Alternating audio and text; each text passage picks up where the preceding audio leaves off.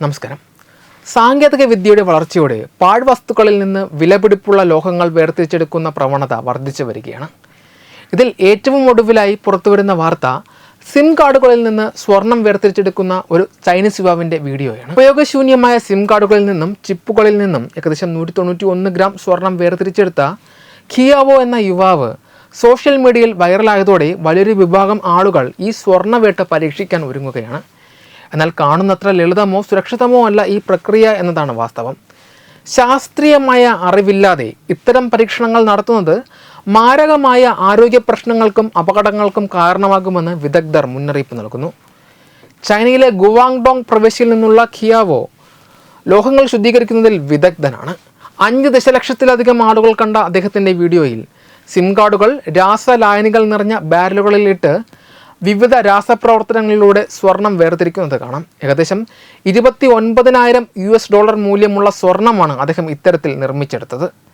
ഈ വീഡിയോ കണ്ടതോടെ ചൈനയിലെ സെക്കൻഡ് ഹാൻഡ് വിപണികളിൽ പഴയ സിം കാർഡുകൾക്കായി വലിയ തിരക്കാണ് അനുഭവപ്പെടുന്നത്.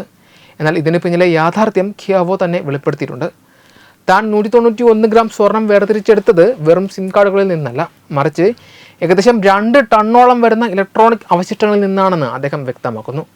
ഒരു സാധാരണ സിം കാർഡിൽ 0.001 ഗ്രാമിൽ താഴെ മാത്രമാണ് സ്വർണത്തിൻ്റെ അളവ് വരുന്നത്. സിം കാർഡുകളിലും ബാങ്ക് കാർഡ് ചിപ്പുകളിലും സ്വർണം ഉപയോഗിക്കുന്നത് അവയുടെ ഈടുനിൽപ്പിനും തുരുമ്പ് പിടിക്കാതിരിക്കാനുമാണ്. ഇത് വേർതിരിച്ചെടുക്കുവാൻ അക്വാറീജിയ പോലെയുള്ള അതിശക്തമായ അമ്ല മിശ്രിതങ്ങളാണ് ഉപയോഗിക്കുന്നത്. കോൺസെൻട്രേറ്റഡ് നൈട്രിക് ആസിഡും ഹൈഡ്രോക്ലോറിക് ആസിഡും കലർന്ന ഈ മിശ്രിതം സ്വർണത്തെ ലയിപ്പിക്കുവാൻ കഴിവുള്ളതാണ്. എന്നാൽ ഈ പ്രക്രിയക്കിടയിൽ മാരകമായ വിഷവാതകങ്ങൾ പുറന്തള്ളപ്പെടാൻ സാധ്യതയുണ്ട്. കൃത്യമായ സുരക്ഷാ സംവിധാനങ്ങളില്ലാതെ വീട്ടിലിരുന്ന് ഇത് പരീക്ഷിക്കുന്നത് ശ്വാസകോശ സംബന്ധമായ അസുഖങ്ങൾക്കും ചർമ്മത്തിൽ ഗുരുതരമായ പൊള്ളലുകൾക്കും കാരണമാകും. വീഡിയോ കണ്ട് ആവേശഭരിതരായ ആളുകൾ സിം കാർഡുകൾ മൊത്തമായി വാങ്ങിക്കൂട്ടുന്നതും സ്വർണം ശുദ്ധീകരിക്കാനുള്ള കിറ്റുകൾക്കായി പണം ചിലവാക്കുന്നതും വർദ്ധിച്ചിട്ടുണ്ട്. ചില കച്ചവടക്കാർ സിം കാർഡുകൾ അമിത വിലയ്ക്ക് വിൽക്കാനും ഇത് അവസരമാക്കി മാറ്റുന്നു.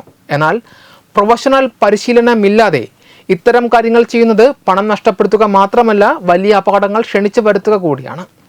ശാസ്ത്രീയമായ അറിവും മുൻകരുതലും ഇല്ലാതെ ഇലക്ട്രോണിക് മാലിന്യങ്ങൾ കൈകാര്യം ചെയ്യുന്നത് പരിസ്ഥിതിക്കും വലിയ ആഘാതമുണ്ടാക്കും. ചുരുക്കത്തിൽ, കാഴ്ചയിൽ ആകർഷകമായി തോന്നുന്ന ഇത്തരം ആൽക്കമി പരീക്ഷണങ്ങൾ കൃത്യമായ സുരക്ഷാ മാനദണ്ഡങ്ങൾ പാലിക്കാതെ അനുകരിക്കുന്നത് വിനാശകരമായിരിക്കും. Web desk Tatwamayi TV.